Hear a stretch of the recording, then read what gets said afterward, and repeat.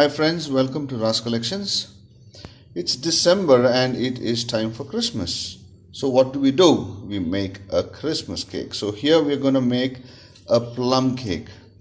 And as we all know, a plum cake requires a lot of preparations beforehand. We need to soak a lot of dry fruits, dry grapes, cherry, and we all normally it is done in alcohol, but today it's going to be done a little different. We're going to soak all these items in orange juice. So I have 3 oranges here from which I have extracted the orange juice, and I've got approximately a glass of orange juice. And you can see I have half a cup of red cherries, half a cup of dry grapes, and half cup of these are dates, and 3 cups of tutti frutti. So what we are going to do here is we're going to pour the orange juice into this container, and we need to soak all of them for at least 6 to 8 hours before we prepare the cake. So let's begin the process. So we are going to begin the process of soaking the items. So we will first take the 1 glass of orange juice and pour it into the container and add 1 item at a time. So we will start with the dates first. We have removed the seed, so there's no seed in this dates. We add the dates first. Then we add the dry grapes. You can also add the black dry grapes. I don't have that right now with me, so I am not adding that. And then we add the tutti frutti, 3 different colors of it. This is a green one. And next comes the orange. Last but not the least, we have the cherries. Okay. Now we mix them well. Ensure that all of them are submerged in the orange juice. Now we will leave it like this for 8 hours. Let it ferment in this orange juice. And once this is done, we will start with the preparation of the main mix. So let's wait until then. Well, now we have soaked the cherry, the raisin, the tutti frutti in the orange juice for 8 hours now. I also have with me here a little bit of crushed cashews. This is crushed badam, and this is some pista. And what you see here is wheat powder. So what I'm going to do is I'll mix all 3 into one pan and mix them up with the wheat. Now I put all the 3 dry fruits which are smashed and broken into a bowl, and I am mixing it with some wheat powder. This is something I will be putting on top of the cake.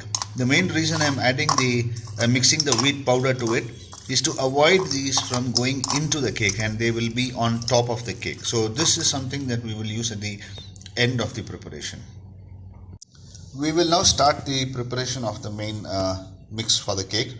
We start with beating the eggs. So I have taken 4 eggs. I put it into a mixer grinder. Now I'll be first beating this egg and ensure that this egg is beaten up properly, and then we will go on to the next ingredient. Okay, I have now beaten the egg properly. Now to this I am going to add 1 teaspoon of baking powder and a 1/4 teaspoon of baking soda and 1 teaspoon of vanilla essence.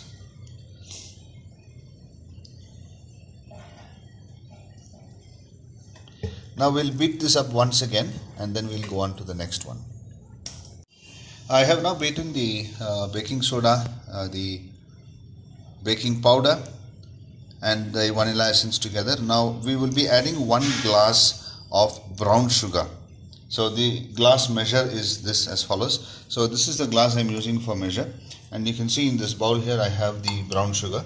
So I'll be adding the brown sugar to this mix, and then ensure that we mix it up properly.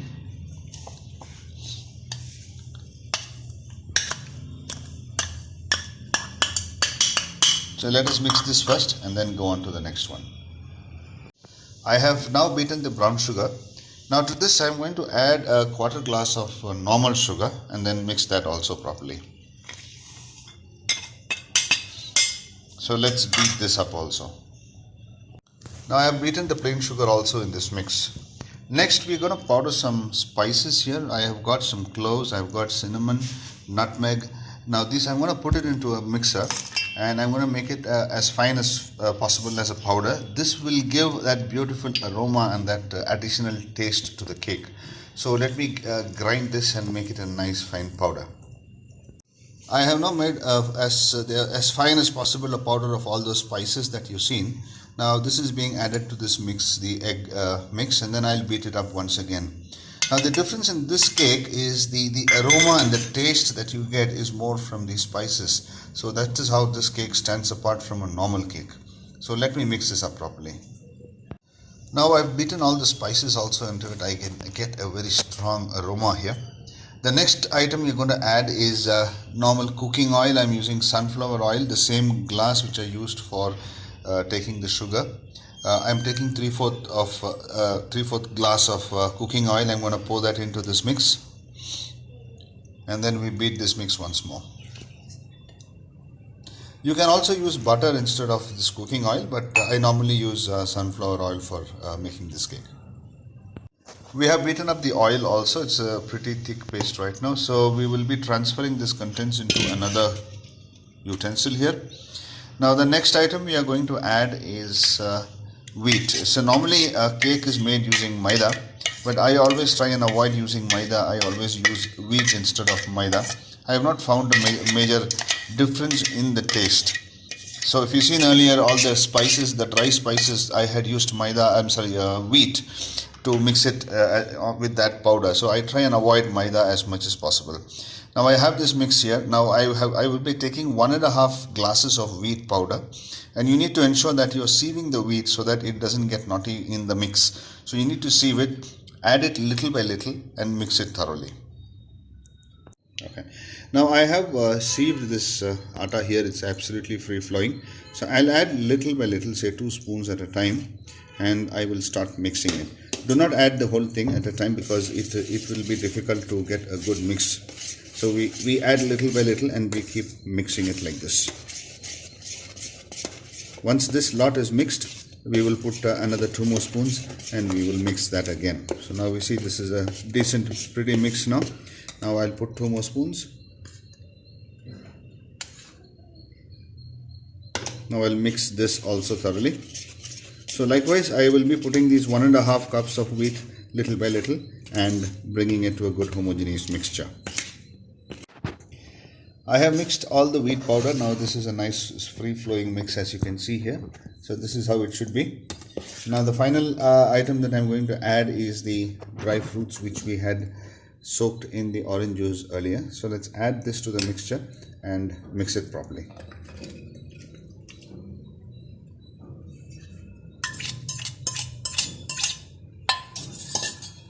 So let's mix this up well.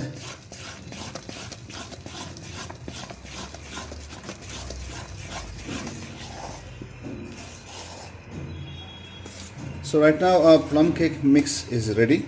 Now we will prepare the oven and pour this mix into the oven for baking. So this is the pan I'm going to bake the cake in. As you see, I have actually coated the inner layer with oil. And you see this white powder at the bottom. This is actually wheat powder. On the oil, I have just put in some wheat powder. Just in case, I'm adding all these dry fruits. Now these fruits will go down to the bottom and could stick to the bottom of the pan. So just to avoid that, I have put some wheat powder on top of the oil. Now I'm going to pour this cake mix into the pan.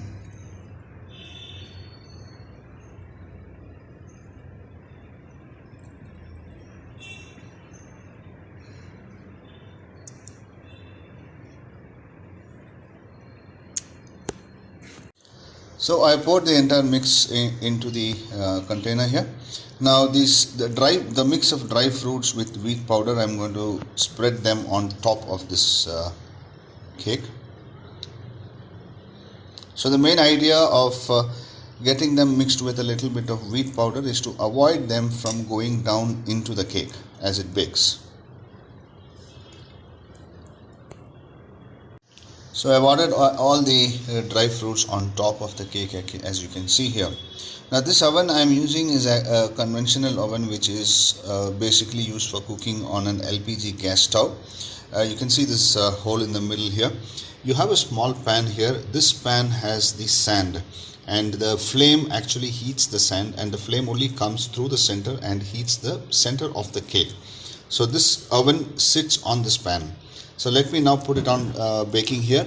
It will take approximately 40 to 45 minutes for me to complete the baking of the cake. Once the cake is ready, we'll see how it is. A little addition here, I've just added a few cherries and it looks a little beautiful. So let's proceed with baking the cake right now. The cake is finally baked, and as we can see here, because we mixed the dry fruits in the wheat powder, it has actually not gone into the mix. Even those cherries are very much there on the top. It's time to take the cake out of the oven. The cake is out of the oven, and this is what it looks from the top. You see that hole in the middle, and from the side you can see it's a nice and big shiny little brown cake. Let's cut the cake and see how it is. The cake has been cut, and this is what it looks like from the top. If you look at it in the inside, you can see the cherry. Nice brown soft cake. Cake is really very soft, and if you see the inside of the actual cake, you can see more cherries and all the tutti fruttis on it. I hope you enjoyed this video. Do like and subscribe. Thank you very much.